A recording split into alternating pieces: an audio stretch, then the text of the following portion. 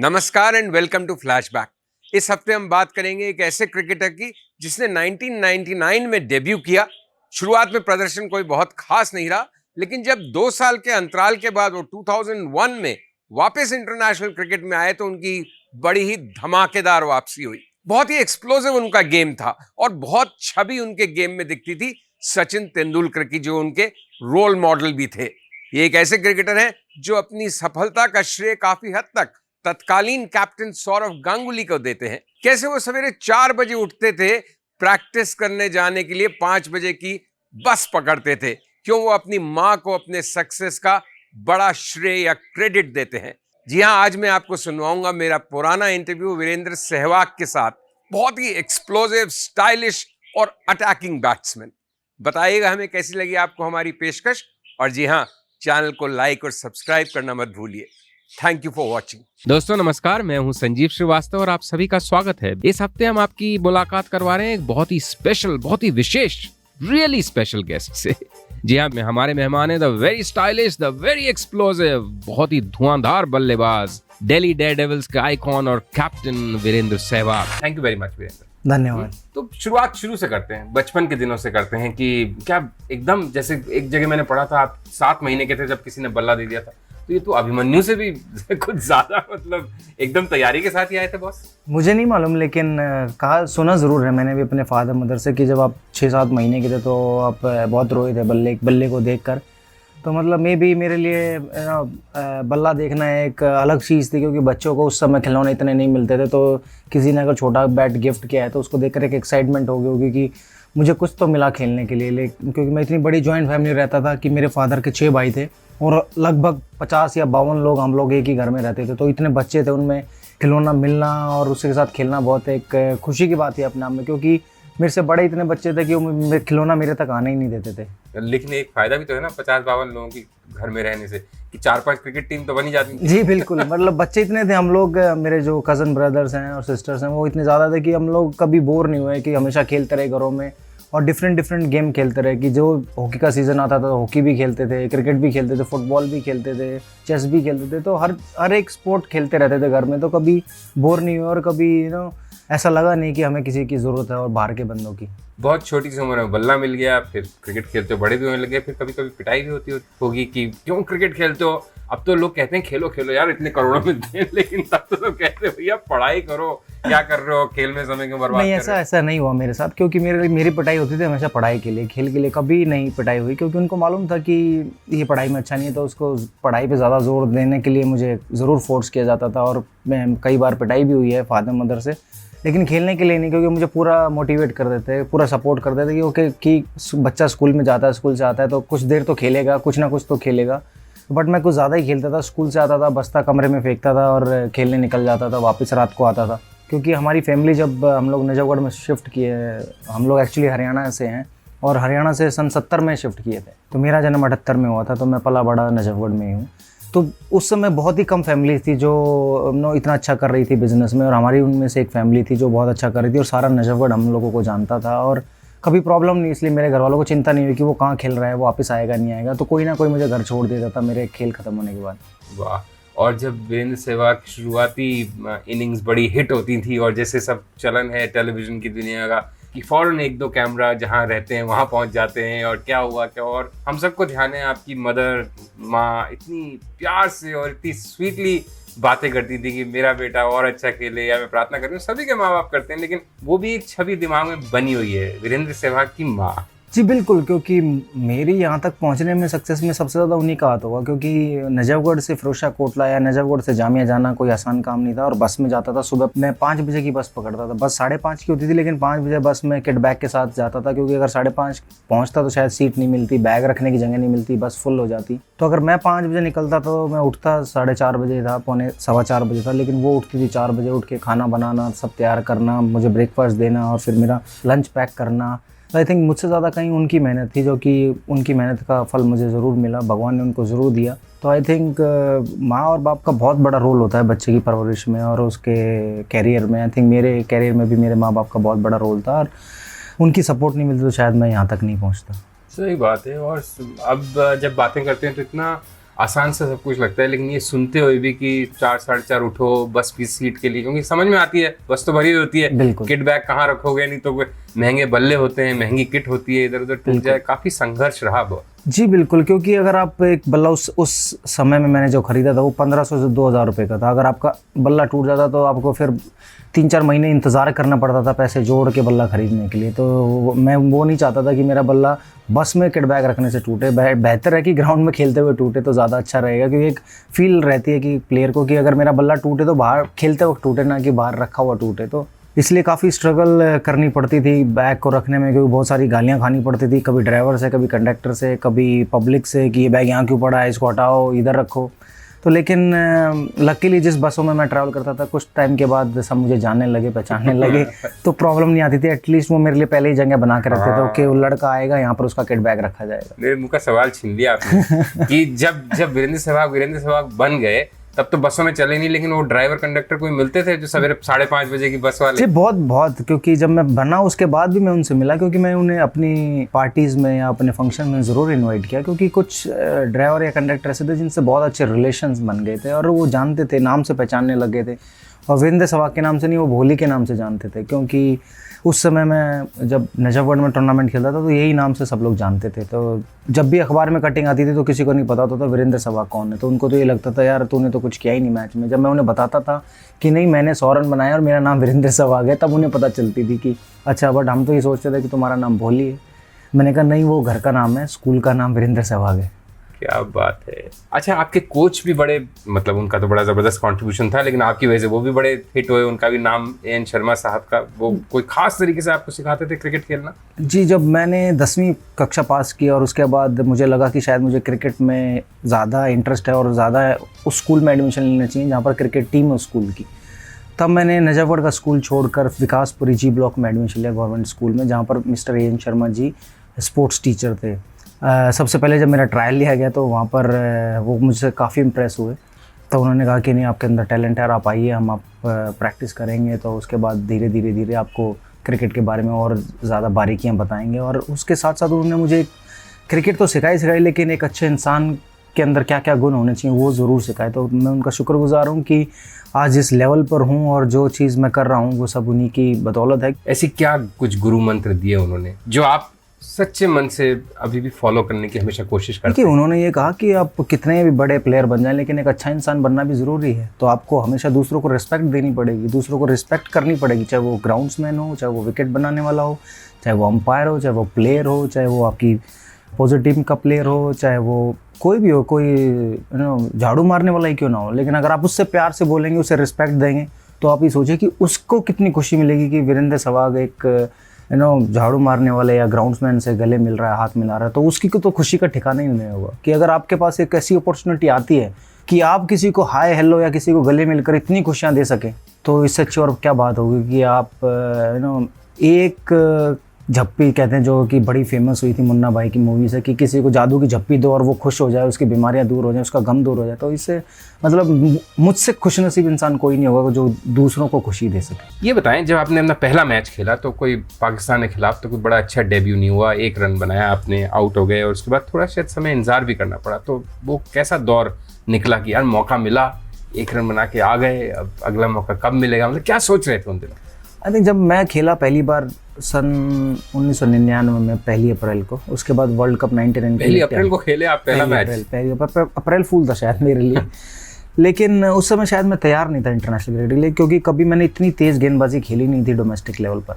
तो जब मैं उस मैच में उस मैच के बाद ड्रॉप हो गया, वापस गया, तो मुझे रियलाइज़ हुआ कि अगर क्रिकेट खेलनी है तो कहीं वो इंटरनेशनल क्रिकेट है, वहीं पर नाम है, फेम है, पैसा है और आपकी परफॉर्मेंस को बहुत ज़्यादा अप्रिशिएशन वहीं पर मिलता है। डोमेस्टिक में आप 100 बनाते हो, दुनिया 100 बनाती है, कोई नहीं अप्रिशिएट करता, कोई नहीं देखता। लेकिन अगर आप इंटरनेशनल में 100 बनाते हो तो सब लोग देखते हैं, तारीफ़ करते हैं। तो वहाँ से मुझे और मोटिवेशन मिला कि मैंने कम बैक करनी है अपनी इंडियन टीम में। और वो जब मेरी कम बैक हुई तो 2001 मार्च में ऑस्ट्रेलिया के खिलाफ। तो उस दौरान का जो 2 साल का पीरियड था, मैं डोमेस्टिक क्रिकेट खेला, बॉलिंग मशीन में काफ़ी प्रैक्टिस की, तेज़ गेंदबाजी खेलने की, और डोमेस्टिक में काफ़ी रन बनाए, बड़े बड़े स्कोर्स बनाए। तो तब जाके कहीं मुझे दोबारा मौका मिला सौरव गांगुली की कप्तानी में। तो तब वो जो मेरा कम बैक मैच था ऑस्ट्रेलिया के, उसमें मैंने 58 रन बनाए और 3 विकेट लिए, मैन ऑफ द मैच मिला। लेकिन अनलकीली मेरा अंगूठा टूट गया और मुझे फिर बाहर जाना पड़ा। फिर बाहर जाना पड़ा, फिर आप लौट के आए, फिर आपने एक मेरे ख्याल 70 गेंद या 69 गेंदों पे एक सेंचुरी बनाई थी, बड़ी फास्ट। हाँ, वो श्रीलंका टूर पे था जब हम इंडिया, श्रीलंका और न्यूजीलैंड के खिलाफ ट्रायंगुलर खेल रहे थे। तो लगभग हमारे लिए वो मैच सेमीफाइनल हो गया था, अगर हम जीतते तो ही फाइनल के लिए क्वालिफाई करते। और हम लोग 267 रन चेज़ कर रहे थे।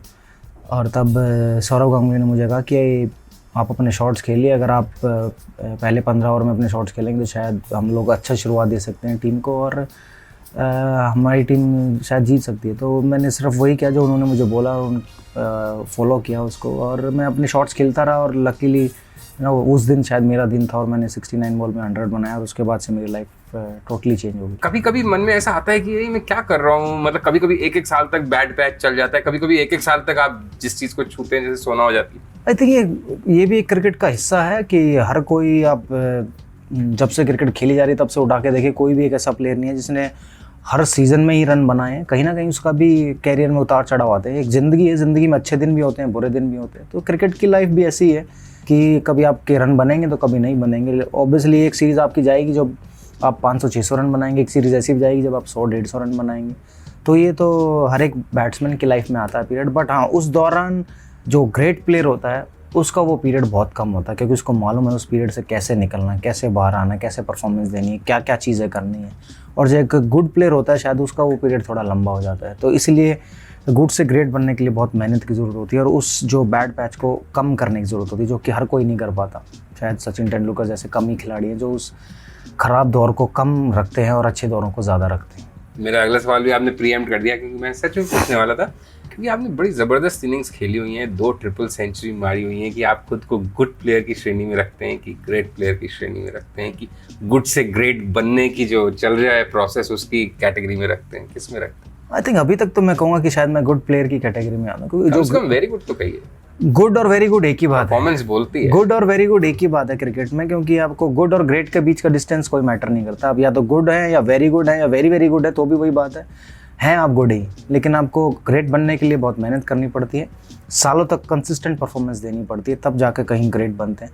ठीक है, 1-2 सेंचुरी बनाने से कोई ग्रेट नहीं बन जाता। मैं खुद मानता हूँ कि मैंने 2 ट्रिपल सेंचुरी बनाई, बट अभी भी मैं नहीं मानता कि मैं ग्रेट प्लेयर हूँ। एक अच्छा खिलाड़ी हूँ, गुड प्लेयर हूँ, लेकिन ग्रेट बनने के लिए मुझे अभी और कंसिस्टेंट परफॉर्मेंस देनी पड़ेगी, टेस्ट क्रिकेट और वनडे क्रिकेट में, साथ साथ दोनों में। भाई लेकिन ऑन हिज डे जो वीरेंद्र सहवाग का दिन होता है, उस दिन वीरेंद्र सहवाग से ग्रेट प्लेयर दुनिया में कोई होता ही नहीं है। नहीं, बट मैं ये मानता हूँ, ठीक है, जिस दिन मेरा दिन होता है उस दिन मैं रन बनाता हूँ, लेकिन जो ग्रेट प्लेयर है, मैं कुछ नाम गिनाऊंगा आपको, Ricky Ponting, Brian Lara, Sachin Tendulkar, Don Bradman, Jack Kallis, तो इनकी अगर आप परफॉर्मेंस उठा के देखिए, जब इनका दिन होता है तो शायद इनको भी लोग बाग देखने आते हैं, स्पेशली कि ओके आज तेंदुलकर नॉट आउट है और अगले दिन हमें उनकी बैटिंग देखने जाना। खुद मैंने बहुत बारी देखी हुई है उनकी बैटिंग ग्राउंड में जाकर, जब मैं इंटरनेशनल क्रिकेट नहीं खेला था। तो एक जो आनंद आता है कि ग्रेट प्लेयर रन बना रहा है, वो क्या शॉट खेल रहा है, कैसे खेल रहा है, सिचुएशन अंडरस्टैंड करता है, कि वो कभी तो एक सेशन में 50 रन बनाता है, कभी एक सेशन में 15-20 रन बनाता है, तो वो देखने में बहुत मज़ा आता है। आप पब्लिक आती है सिर्फ चौके छक्के देखने, लेकिन एक प्लेयर जब ग्राउंड में जाके देखता है, वो देखता है कि सिचुएशन में कर क्या रहा है, कैसे खेल रहा है। तो बहुत कुछ सीखा मैंने उनसे, बहुत कुछ टीवी में देखकर सीखा, ग्राउंड में जाकर देखा तब भी बहुत कुछ सीखा है कि वो कैसे कंट्रोल कर रहे हैं मैच को। जब वो खेलते हैं तो ऐसा लगता है कि वो कंट्रोल कर रहे हैं, ना कि बॉलिंग साइड कंट्रोल कर रहे हैं। और जैसे वीरेंद्र सहवाग की जो आलोचना करने वाले हैं, जो क्रिटिक्स हैं, वो ये कहते हैं कि वीरेंद्र सहवाग तो अपना गेम खेलेंगे आके, वो जिस स्टाइल से खेलते हैं उसी स्टाइल से खेलेंगे, और उनका दिन होगा तो खूब रन बरसेंगे, नहीं दिन होगा तो नहीं आएंगे। आप सही मानते हैं क्या इस बात को, या आप भी सिचुएशन के हिसाब से खुद को ढालने की कोशिश करते हैं? कि मैं अगर आपको अपनी इनिंग गिनाऊं तो बहुत सारी इनिंग्स हैं ऐसी जो मैंने सिचुएशन के हिसाब से भी खेली हैं, लेकिन आदमी को अपनी गेम कभी नहीं बदलनी चाहिए। बट माइंडसेट ज़रूर ये रखना चाहिए कि कब टीम को तेज़ रन की ज़रूरत है, कब स्लो रन की ज़रूरत है, कब विकेट नहीं जाने की ज़रूरत है। और वो चीज़ें मेरे अंदर भी हैं, लेकिन दिखती नहीं है, क्योंकि जब मैं आउट होता हूँ तो इतना कैजुअल सा लगता हूँ कि शायद सब लोग कहते हैं ये तो इसने गलत शॉट मारा या तो इसने ट्राई नहीं किया। बट वो सब गलत है, क्योंकि एक बैट्समैन की फीलिंग सिर्फ बैट्समैन ही एक्सप्रेस कर सकता है, कोई और नहीं। टीवी में देखकर कहना बड़ा आसान है, ओ इन्होंने गलत शॉट खेल दिया, ओ इन्होंने ऐसा गलत कर दिया, ये नहीं करना चाहिए था, वो नहीं करना चाहिए था। लेकिन जब आप फील्ड पर होते हैं खुद, चाहे वो कितने ही ग्रेट प्लेयर रहे हों, क्योंकि उन्होंने भी बहुत सारी गलतियां की हैं, अगर प्लेयर गलती नहीं करेगा तो सीखेगा कैसे, मेरा ये मानना है। और मैं अपनी गेम नहीं बदलना चाहता और ना बदलूंगा, क्योंकि मैंने ऑलमोस्ट 5000 रन टेस्ट क्रिकेट की यही गेम खेलकर बनाई है, तो मैं अपनी गेम क्यों चेंज करूँ। वनडे क्रिकेट में भी 5000 से ज़्यादा रन बनाए हैं सिर्फ यही गेम खेलकर। हाँ, जब आप उम्र बढ़ती रहती है, आपको और एक्सपीरियंस आता रहता है, तो आपका माइंडसेट ज़रूर चेंज होता है। तो मुझे माइंडसेट मेरा भी चेंज हुआ है, लेकिन मैंने अपनी कभी टेक्निक या अपनी बैटिंग स्टाइल नहीं चेंज की और ना करना चाहूँगा, क्योंकि जब मैं सक्सेसफुल हुआ हूँ उस बैटिंग स्टाइल से, तो क्यों मैं इसको बदलूँ, क्यों मैं तब्दील करूँ। बिल्कुल सही बात है। लेकिन जब लीन पैच चल रहा होता है और बहुत ज्ञान देने वाले लोग बताते होंगे कि देखो यार, बहुत अच्छा तुम्हारा नेचुरल टैलेंट है, ये है वो है, इसको इस शॉट को कंट्रोल करो, इसको ऐसे खेल लो। और जबकि कोई भी प्लेयर, जैसे कोई भी एक्टर या कोई भी लिखने वाला, वो अपनी स्ट्रेंथ्स और वीकनेसेस बाय एंड लार्ज समझता है, इतना मैच्योरिटी आ जाती है। तो उस समय वो सब सुनते हुए आपको भी मालूम है सामने वाला वेल मीनिंग अंदाज में कह रहा है, आपका भला चाहने में कह रहा है, प्लस आपको लेकिन मालूम है, मुझे सब मालूम है, मुझे ज्ञान की जरूरत नहीं है, मेरा बस समय बदलने का इंतजार है। कैसे चलता है वो समय?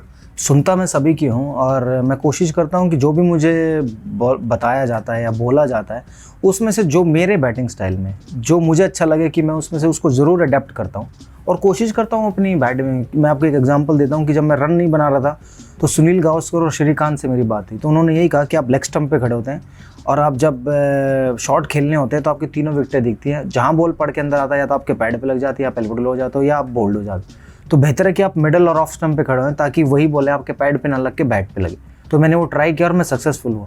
तो इसमें कोई बुराई नहीं है कि कोई दूसरा बोले, उसको सुनना ज़रूर चाहिए, लेकिन आपको पता होना चाहिए कि हाँ, ये मेरी बैटिंग में यूज़फुल है तो मैं इसको ज़रूर यूज़ करूँ। अगर नहीं है तो ठीक है, उनका सजेशन था, थैंक यू वेरी मच कि आपने मुझे सजेशन दिया। बिल्कुल सही बात है। शुरुआती सालों में सब हम लोग जितने ने देखते थे, कई लोग कहते थे उससे बेहतर हो गया है और ज़्यादा मज़ा आता है। मतलब बहुत लोग सचिन तेंदुलकर से ज़्यादा, और मैं कोई कंपैरिजन या उकसाने के अंदाज से नहीं, इंतजार करते थे वीरेंद्र सहवाग की बैटिंग है, क्योंकि वो ज़्यादा एक्साइटिंग, सचिन तेंदुलकर थोड़े से हम आदी हो चुके थे देखने की उनकी बैटिंग, और आप ज़्यादा एक्सप्लोजिव थे, ज़्यादा एक्साइटिंग थे, ज़्यादा रन आते थे एकदम से, और सब कहते थे बिल्कुल सचिन तेंदुलकर जैसे हैं और अब शायद उससे भी अच्छे हैं। तो कैसा लगता था एक कांस्टेंट कंपैरिजन? ऑनर की बात थी मेरे लिए, क्योंकि मैंने जिस सचिन तेंदुलकर को देख के खेलना शुरू किया और उनको कॉपी करना शुरू किया और चाहा कि मैं उनके जैसा बनूं, जब उनके साथ कंपेयर किया तो इट्स ऑनर फॉर मी कि भाई इतने बड़े खिलाड़ी के साथ मेरे को कंपेयर किया जा रहा है। तो मेरे लिए इससे अच्छी और क्या बात हो सकती है कि ये कहें कि शायद मैं, वो कहते हैं ना एकलव्य है,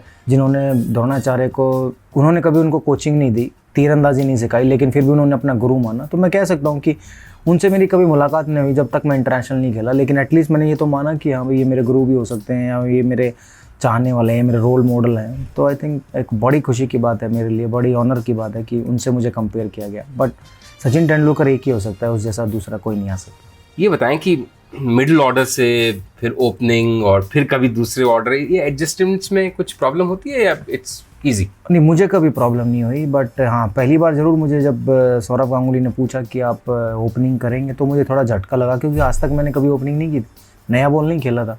क्योंकि नया बॉल खेलना एक ओपनर की जॉब होती है, बट मेरे लिए नया बॉल बहुत अजीब सी बात थी, क्योंकि मैं नंबर 6-7 पे बैटिंग करता था और सडनली नया बॉल खेलना, तो हजम नहीं हुई मुझे वो बात। तो बट मैंने ज़रूर एक चैलेंज के रूप में लिया और अपने कोच को फ़ोन किया, पूछा उनसे कि मिस्टर एन शर्मा जी को कि मुझे ओपनिंग के लिए कहा जा रहा है, मैं करूं या नहीं करूं। उन्होंने कहा आप ट्राई करें, क्योंकि एक चैलेंज है और अगर आप उसमें सक्सेसफुल होंगे तो शायद आपके लिए अच्छा होगा, आपके कैरियर के लिए। तो मैंने ट्राई किया, तो उसमें मैं सक्सेसफुल हुआ। तो उसके बाद सौरव गांगुली ने मुझे काफ़ी बैक किया और फिर काफ़ी मैचेस में ओपनिंग कराते रहे और एज ए ओपनर ही मुझे सेट कर दिया, थैंक्स टू सौरव गांगुली। अगर वो शायद मुझे ओपनिंग नहीं कराते तो शायद मैं टेस्ट मैचेस में नहीं खेल पाता एज ए ओपनर, और इतने जो रिकॉर्ड बने मेरे या जितने रन बनाए वो शायद नहीं बना पाता। तो आई थिंक पूरा श्रेय सौरव गांगुली को जाता है, क्योंकि मेरी नज़र में भारत के बेहतरीन कप्तान। जब आपने शुरू में अपनी बात करे थे आपकी बैटिंग की, तो आपने कहा मैंने सिर्फ पहली बार इंटरनेशनल खेला तो आइडिया नहीं था कि इतनी तेज़ गेंदबाजी कोई करता है, फिर ओपनर की तरह खेलते रहे। तो कौन बेस्ट फास्ट बॉलर्स लगे जिनको आपने खेला, उसमें सबसे खतरनाक की मन में तो लगता है कि यार ये नहीं आज बॉलिंग करे तो बेहतर है, आप उनको मार सबको सकते हैं लेकिन फिर भी इसके जल्दी ओवर खत्म हो? फास्ट बॉलर सभी के लिए डर लगता है, क्योंकि इतने दिग्गज बॉलर हैं हमारे इंटरनेशनल क्रिकेट में। ब्रेटली हैं, शोएब अख्तर हैं, शेन बॉन्ड हैं, मैकग्राथ हैं, पॉलक हैं, जैक कैलिस हैं, डेल स्टेन है, मका एंटनी है, तो इतने फ्लिंटॉफ हैं, हामिसन है। चैलेंज होता है किसी भी फास्ट बॉलर को खेलना, लेकिन जेन्युइन फास्ट बॉलर में सिर्फ 3 ही फास्ट बॉलर थे जिनको खेलने से डर लगता था, कि शोएब अख्तर, ब्रेटली और शेन बॉन्ड। यही डर लगता था कि इनको ना ही खेलें तो ज़्यादा बेहतर है, क्योंकि उनकी गेंदबाजी होती थी 90 माइल्स, 95 माइल्स। तो उस समय तो आप तो ये सोच ही नहीं सकते इन्हें मारेंगे कहाँ। उस समय तो ये रहता था कि बस बैट पर अगर बॉल लग जाए तो ही अच्छा, तो अपने आप ही कहीं चली जाएगी, अपने आप ही कहीं चली जाएगी। बट फिर आप जब यूज टू हो जाता है उस पेस के, तो फिर आपको थोड़ा धीरे धीरे आसान लगने लग जाता है और आप एंजॉय करते हो वो चैलेंज। हमें भी डर लगता है, ऐसी बात नहीं। तभी तो मैं कह रहा हूँ कि शायद इन 3 फास्ट बॉलर को अगर मुझसे पूछे कि आप खेलना पसंद करेंगे, नहीं, मैं कहूँगा नहीं, क्योंकि इतनी तेज़ गेंद फेंकते हैं कि मौका भी नहीं मिलता है उनको जज करने का कि कहाँ गिरी, कैसे गिरी। जब तक आप रिएक्ट करते हो तब तक बॉल शायद विकेट कीपर के पास भी चली जाती है।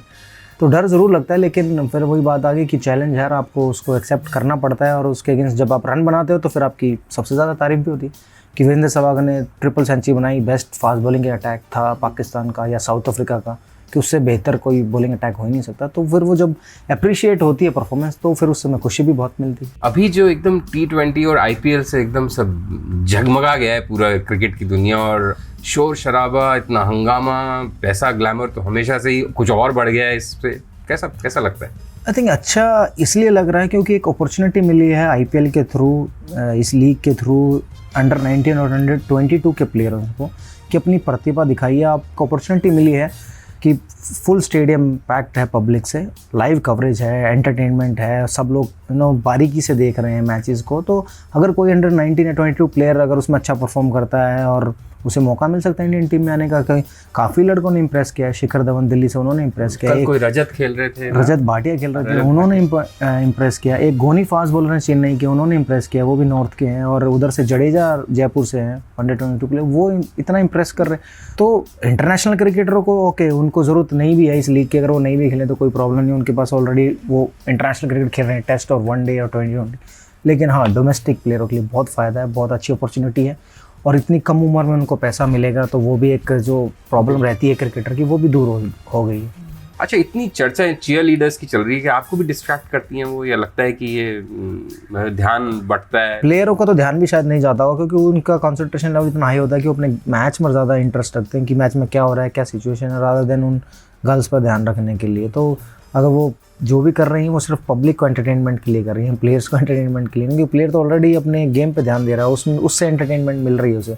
लेकिन वो सब पब्लिक के लिए, जो पब्लिक चाहेगी, ये तो पब्लिक डिमांड है, पब्लिक चाहेगी तो उन्हें ज़रूर रखा जाएगा, पब्लिक नहीं चाहेगी तो उन्हें शायद नहीं रखा जाएगा। आपकी टीम में आपके सबसे प्रिय दोस्त कौन है? आई थिंक कह सकते हैं ड्रेसिंग रूम में आशीष नेहरा, जब वो खेलते थे, ज़हीर खान और हरभजन सिंह, युवराज सिंह, अजीत अगरकर, ये काफ़ी है। हम लोग एक ही बैच के लड़के हैं और एक ही साथ अंडर 19 से खेले और फिर इंटरनेशनल में आए, तो आई थिंक हमारी केमिस्ट्री काफ़ी बनती है सबके आपस में। एक दूसरे की चिंता भी रहती है, कोई रन नहीं बनाता, कोई आउट नहीं करता, या किसी को कोई प्रॉब्लम हो जाती है, तो रेगुलरली टच में भी रहते हैं, तो काफ़ी अच्छा लगता है। और ड्रेसिंग रूम केमिस्ट्री की आप बात कर रहे हैं, मतलब कौन सी चीज़ ड्रेसिंग रूम की सबसे अच्छी लगती है और कौन सी चीज़ सबसे ख़राब? आई थिंक अभी हमारा ड्रेसिंग रूम का माहौल इतना अच्छा है कि जो हंसी मजाक चलता है, जो हरभजन सिंह स्टोरियाँ सुनाते हैं या जो बातें करते हैं, उसमें सब लोग एंजॉय करते हैं। जैसे जैसे वो हर एक किसी की नकल करते हैं बोलने की, चाहे वो टूरों पर जितने भी हमें मैनेजर मिले, जो लोकल मैनेजर, जो जिम्बाब्वे गए वहाँ का लोकल मैनेजर, ऑस्ट्रेलिया के वहाँ का, उनकी जो आवाज़ें निकाल कर वो बात करते हैं, तो एक अपने आप में ही एक बहुत बड़ा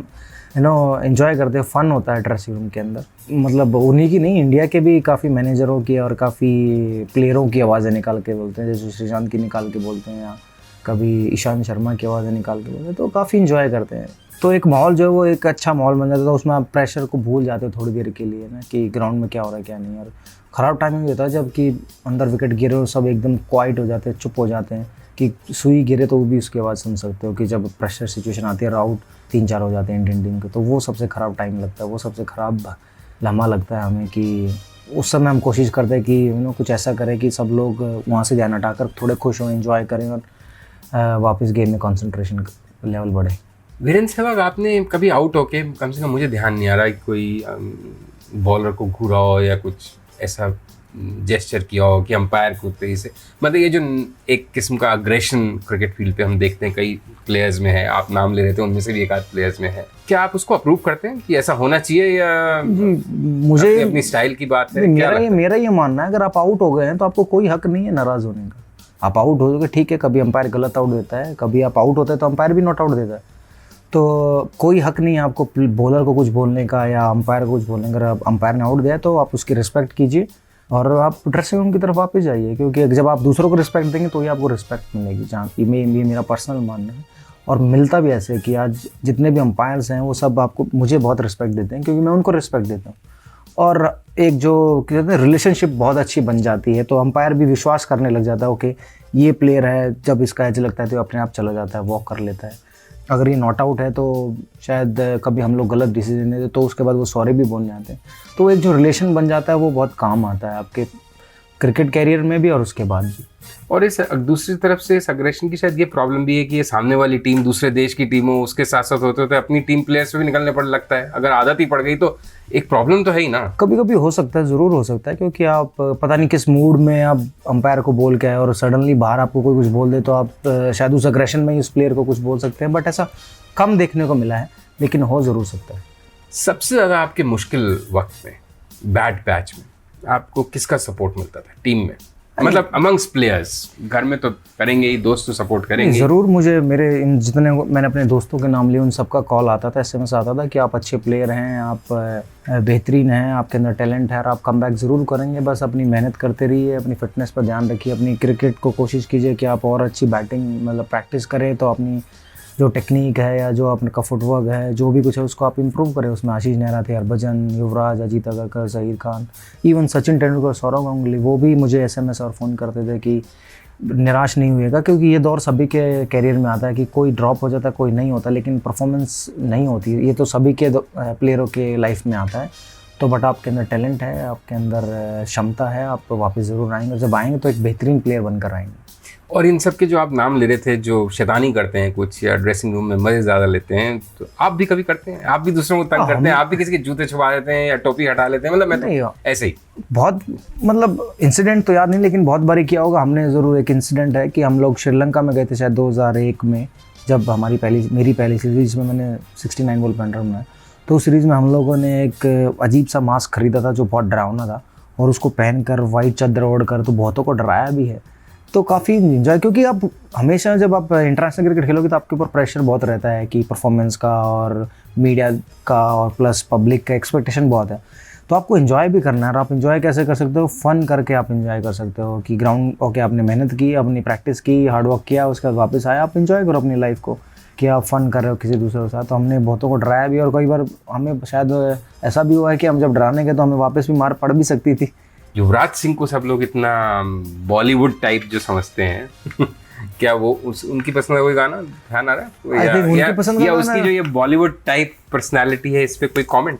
नहीं, बट वो एक हर एक की अपनी अपनी अलग लाइफ होती है। क्रिकेट के बाद कोई कुछ भी करे उसको पूरा हक है, और मेरे ख्याल से युवराज सिंह काफ़ी समझदार है, काफ़ी मैच्योर है, उन्हें मालूम है वो क्या कर रहे हैं और क्या नहीं कर रहे हैं। तो किसी की पर्सनल लाइफ पे कमेंट करना मुझे अच्छा नहीं लगे, बट हम अंडर 19 से साथ खेल रहे हैं तो काफ़ी दोस्ती है, काफ़ी एक दूसरे की परवाह करते हैं, एडवाइजेस ज़रूर देते हैं जब कोई पूछता है, लेकिन बगैर पूछे किसी की पर्सनल लाइफ में इंटरफेयर भी नहीं करते। तो मेरा तात्पर्य वैसे पॉजिटिव था, काफ़ी फ्लैम्बॉयंट आदमी। हाँ बिल्कुल, वो तो है, क्योंकि वो तो देखते ही लगता है कि जैसे वो बात करते हैं, जैसे वो क्रिकेट खेलते हैं, उससे से पता चल जाता है कितने फ्लैम्बॉयंट हैं। और अच्छा लगता है कि जब आपका कोई दोस्त ऐसे इस तरीके से खेलता है कि उसको दुनिया तारीफ़ करती है कि एक फ्लैम्बॉयंट है, और मज़ा आता है देखने में उनको। और आपका पसंदीदा ओपनिंग जोड़ीदार? सचिन तेंदुलकर और सौरव गांगुली, दो मैं कह सकता हूँ कि उनके साथ काफ़ी एंजॉय करता हूँ, क्योंकि जब मैं नया नया आया तो उस समय मुझ पर कम ध्यान होता था बॉलर का आउट करने का, सचिन और सौरव पे ज़्यादा ध्यान होता आउट करने का। उस समय मैं चुपचाप रन बना जाता था।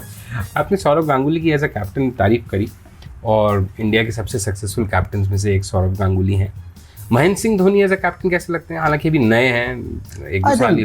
काफ़ी अच्छी, बहुत मैं ये कहूँगा कि मैच्योर कैप्टनसी की है उन्होंने अभी तक, और जो कहते हैं कि गेम की बारीकियों को बहुत अच्छी तरह से जानते हैं, वो पहचानते हैं कि कब क्या करना चाहिए, और कहते हैं ना कि उनकी थिंकिंग गेम के प्रति बहुत अच्छी है, बहुत शार्प है। तो आई थिंक कुल मिलाकर मुझे लगता है कि शायद वो एक बहुत अच्छे कैप्टन हैं और होंगे आने वाले टाइम में भारत के लिए। और युवा हैं, 26-27 साल के हैं, तो काफ़ी लंबा कैरियर है उनका। तो मुझे लगता है कि वो एक बेहतरीन टीम खड़ी कर पाएंगे आगे। उन्हीं की कप्तानी में हमने 2020 वर्ल्ड कप जीता है, ऑस्ट्रेलिया को हरा के आए हैं, पहली बार, किसी को उम्मीद नहीं थी। तो मुझे लगता है कि वो बहुत ही अच्छे और बेहतरीन कप्तान बनेंगे। और आपने इतने ग्रेट प्लेयर्स के नाम बताए, भारत में भी सचिन तेंदुलकर को बताया, लेकिन फिर भी एक लंबी पारी खेलना, अब वो जल्दी से खेल जाते हैं इसलिए लगती नहीं कि बहुत लंबी थी, लेकिन 2 ट्रिपल सेंचुरीज, मतलब क्या क्या गुजरा था आपके मन में जब ये एक शतक हुआ होगा, फिर डबल सेंचुरी हुई होगी, फिर तीसरी की तरफ बढ़ रहे होंगे, मतलब क्या सोच रहे थे? आई थिंक उस समय अगर मेरे मन में कुछ चलता नहीं कि मुझे डबल सेंचुरी होगी, ट्रिपल सेंचुरी होगी। स्कोर बोर्ड देख रहे होते हैं? कोशिश करता हूँ कि कम देखो, क्योंकि और स्कोर बोर्ड देखोगे आप सोचोगे नर्वस हो जाओगे, 240s में हूँ, शायद पता नहीं आउट हो जाऊँ, क्या हो जाऊँ। इसलिए मैं कोशिश करता हूँ कि जब भी 50 या 100 या 150 200 के करीब हो तो शायद 2 या 3 बॉलों में ख़त्म कर दो, चौका छक्का मार के, तो एक जो प्रेशर रिलीज़ हो जाता था, उसके बाद आप रिलैक्स हो जाते हो, फिर आप दोबारा से अपनी कंसंट्रेशन शुरू कर सकते हो। और जैसे जैसे मैं अपनी इनिंग बिल्ड करता हूँ वैसे वैसे मेरा कॉन्फिडेंस और बढ़ता रहता है, क्योंकि मुझे मालूम है मेरा 100 हो गया, 150 हो गया, मैं आउट आराम से नहीं हो सकता, तो कोई बहुत ही अच्छी बॉल आउट करेगी या फिर मैं गलती करूँगा तो ही आउट होऊंगा। तो उस समय मेरा कॉन्सेंट्रेशन लेवल और माइंड सेट इतना स्ट्रॉन्ग हो जाता है कि मेरे माइंड में कुछ और सवाल उठता ही नहीं, मेरे माइंड में कुछ और बातें आती ही नहीं कि मैं क्या करूँ क्या नहीं, मैं जस्ट बॉल देखता हूँ और खेलता हूँ। जबरदस्त। और T20 टेस्ट क्रिकेट वनडे क्या या सब कुछ? मुझे सब कुछ खेलने में बड़ा मज़ा आता है, लेकिन स्पेशली टेस्ट क्रिकेट, क्योंकि टेस्ट क्रिकेट का जो नाम दिया गया टेस्ट, वही एक टेस्ट है, बैट्समैन का टेस्ट है, बॉलर का टेस्ट है, फील्डर का टेस्ट है। 5 दिन आपको अपनी टीम के लिए खेलना है, आपका बिहेवियर, करैक्टर, सब कुछ टेस्ट होता है उसमें। और जब रिजल्ट आता है तो पता चलता है हाँ भाई ये प्लेयर, इनका करैक्टर बहुत स्ट्रॉन्ग था और इसलिए इन्होंने अच्छी परफॉर्मेंस दी। तो इसी वजह से आपको ये भी नहीं लगता होगा फिर कि T20 या वनडे कभी टेस्ट क्रिकेट को मतलब बंद करवा पाएंगे या खत्म हो जाएगा? मुझे नहीं लगता। हाँ, T20 वनडे क्रिकेट को अफेक्ट कर सकता है, लेकिन टेस्ट क्रिकेट को कभी नहीं। टेस्ट क्रिकेट का एक अलग ही चाव है। अगर आप किसी से भी पूछेंगे जो ग्रेट प्लेयर रहे हैं या जो एक्स क्रिकेटर रहे हैं, उनको सबको वो यही कहेंगे नहीं, टेस्ट क्रिकेट ही असली क्रिकेट है। बाकी ये सब तो ठीक है, एंजॉयमेंट है, पब्लिक के लिए है, एंटरटेनमेंट है, लेकिन जो प्लेयर की नज़र में है वो सिर्फ टेस्ट क्रिकेट है। वीरेंद्र सहवाग साहब, 2-4 सवाल थोड़ा आपकी निजी जिंदगी के बारे में, कि आपकी पत्नी का नाम आरती है? आरती है। और आपकी लव मैरिज हुई, तो क्या पहली नज़र में प्यार हुआ था वीरेंद्र सहवाग? जी हाँ। मतलब क्या बिजली गिरी थी या करंट आया था या? नहीं, ऐसा कुछ नहीं था, क्योंकि आरती मेरी पहले रिलेटिव ही है, क्योंकि मेरे जो ब्रदर है उनके साले की बेटी है। तो हम लोग काफ़ी पहले शादी में मिले थे जब हम छोटे छोटे होते थे, लेकिन उसके बाद मैं उन्हें मिला 2000 में एक शादी में, और देखकर उनसे बातें की तो काफ़ी अच्छा लगा। तो रेगुलर मिलते रहे, बातें करते रहे, तो एक दूसरे की प्रॉब्लमें सुनते रहे, बताते रहे, कुछ सॉल्यूशन वो बताते थे, कुछ हम बताते थे उन्हें। तो उसके बाद लगा कि शायद ये मेरा लाइफ पार्टनर बनने के लिए इससे अच्छी लड़की और मुझे नहीं मिल सकती, क्योंकि वो मेरे घर वालों को जानते थे, मैं उनके घर वालों को जानता था, और वो इतनी अंडरस्टैंडिंग थी और मैं उनके लिए इतना अंडरस्टैंडिंग था कि भाई दोनों एक दूसरे की प्रॉब्लम शेयर कर रहे थे, बांट रहे थे। तो मुझे लगा कहीं ना कहीं ये शायद मेरे लिए अच्छी लाइफ पार्टनर हो सकती, जो मेरे को अच्छी तरह से लुक आफ्टर कर सके, क्योंकि अच्छी पढ़ी लिखी भी थी, उन्होंने पब्लिक रिलेशन का कोर्स किया हुआ है, तो उनको मालूम है कैसे PR बनाना। कोई आपकी फेवरेट ऐसा मेमोरेबल डेट कि आप एकदम, मुझे याद है मैं कहीं चले गए? हम लोग बातें बहुत कर रहे थे, जानते थे, लेकिन जब मैंने प्रपोज़ किया तो शायद मुझे याद है कि मेरा शोल्डर डिसलोकेट हो गया था, और मुझे उसके बाद रिकवरी के बाद वेस्ट इंडीज़ टूर पे जाना था। तो उस वेस्ट इंडीज़ टूर पे जाने से पहले मैंने एक दिन उन्हें बुलाया, मिला और उनको प्रपोज किया। थिंक वही मेरा मेमोरेबल डे। आपने कुछ ऐसे कह के प्रपोज किया हुआ, देखो मेरा कंधा तो पहले ही खिसका हुआ है, आप मेरे से गुस्सा तो मत होइएगा कम से कम? नहीं, मैंने सिर्फ इतना ही पूछा कि क्या आप मेरे लाइफ पार्टनर बनना पसंद करेंगे, कि तो उन्होंने कहा कि आप लाइफ पार्टनर बनना इतनी जल्दी, मैंने कहा नहीं, लेकिन रिलेशन तो हम अभी से स्टार्ट कर सकते हैं, लेकिन जब शादी की बात आएगी वो शायद 3-4 साल बाद ज़रूर करेंगे। और 2001 में प्रपोज करने के बाद मैंने 2004 में शादी की। Very nice. और आपका बेटा? आर्यवीर नाम है, काफ़ी कितने बड़े हैं? 6 महीने के हैं वो। 6 महीने का? 6 बस, महीने का। अच्छा। तो मैंने शुरुआत की थी कि फादर मदर की बातें कभी कभी ऐसे लगते हैं कि चलो फादर मदर हैं, इनका फ़र्ज़ है कहना बनाना, लेकिन जब आप फादर खुद बनते हैं तब आपको रियलाइज़ होता है कि जो फादर मदर कहते हैं वो अपने बेटे के हित की बातें कहते हैं और उसको चाहते हैं कि वो अच्छी बातें सीखे और अच्छे ही काम करे। तो अब रियलाइज़ होता है कि हाँ, वो बातें बहुत इंपॉर्टेंट होती हैं। ये तो बिल्कुल सही बात है। ये तो सारी दुनिया का स्टैंडर्ड डायलॉग है कि खुद जब माँ बाप बनोगे तभी समझ में आएगा माँ बाप क्या कहते हैं। बिल्कुल। तो आर्यवीर के आने से सिर्फ मेरी ज़िंदगी में एक ही चेंज आया है, जो कि मैं बहुत पेशेंस हो गया हूँ पहले से, क्योंकि पहले इतना पेशेंस नहीं था कि शायद गुस्सा आ जाता था छोटी छोटी बातों पे, लेकिन अब नहीं आता, क्योंकि जब वो रोता रहता है आधा घंटा तो बड़े पेशेंस ही मुझे बैठ के उसको देखना पड़ता है कि कब वो चुप होगा और कब मैं उसको उठाऊँगा और कब उसके साथ खेलूँगा। तो जब मौका मिलता है मैं 1 घंटा 2 घंटा उसके साथ खेलता हूँ। आपके आने से पहले भी मैं 40 मिनट से उसके साथ खेल रहा था, उसके खिलौनों को ठीक कर रहा था और उनमें बैटरीज डाल रहा था, चला रहा था, तो काफ़ी इंजॉय कर रहे थे हम दोनों बैठ के। यार हम बड़ा डिस्टर्ब किया नहीं, लेकिन हम बहुत जल्दी आपको आर्यवीर के पास वापस जाने का मौका देंगे। Thank you. ये बताएं प्लीज़ कि क्या आपका मन करता है कि आर्यवीर भी क्रिकेट ही खेले और आप जैसे ही चौके छक्के की बरसात करे, या कभी कोई? नहीं, मेरा मन नहीं करता बिल्कुल, क्योंकि मैं ये देख रहा हूँ कि आज की डेट में 100 मीडिया न्यूज़ चैनल्स होंगे या अखबार वाले होंगे लिखने वाले, लेकिन जब कल को आर्यवीर बड़ा होगा 19 साल बाद, तो मेरे ख्याल से वो 100 की बजाय 1000 हो सकते हैं। कितना प्रेशर एक यंगस्टर को झेलना पड़ेगा में। कोई भी स्पोर्ट में खेलने के लिए या अपनी परफॉर्मेंस। तो मैं कोशिश करूँगा कि जो वो चाहे वो गेम खेले, बट गेम ज़रूर खिलाऊंगा उसे, चाहे वो कोई भी गेम खेले, क्योंकि गेम खेलने से आदमी बहुत कुछ सीखता है। क्योंकि डिफरेंट आदमियों से मिलता है, डिफरेंट कल्चर सीखता है, डिफरेंट बहुत कुछ ऐसी चीज़ें हैं जो बहुत कुछ ऐसी चीज़ें हैं कि आपको डिसिप्लिन भी बहुत सिखाता है स्पोर्ट्स। और बहुत कुछ ऐसी चीज़ें हैं जो माँ बाप नहीं सिखा सकते, लेकिन कोई एक स्पोर्ट्स का टीचर या एक स्पोर्ट्स का गुरु या कोई और वो आपको कुछ ऐसी चीज़ें बोलता है, शायद बच्चा उसको सुनकर काफ़ी एक्साइट होता है और काफ़ी सोचता है हाँ ये बात अच्छी है, मुझे करनी चाहिए। जो कि जैसा मैंने उदाहरण दिया कि मेरे गुरुजी ने जो मुझे कहा, शायद वो मेरे माँ बाप कहते तो मैं उसको फॉलो नहीं करता, लेकिन मेरे गुरु ने कहा था इसलिए मैंने फॉलो किया।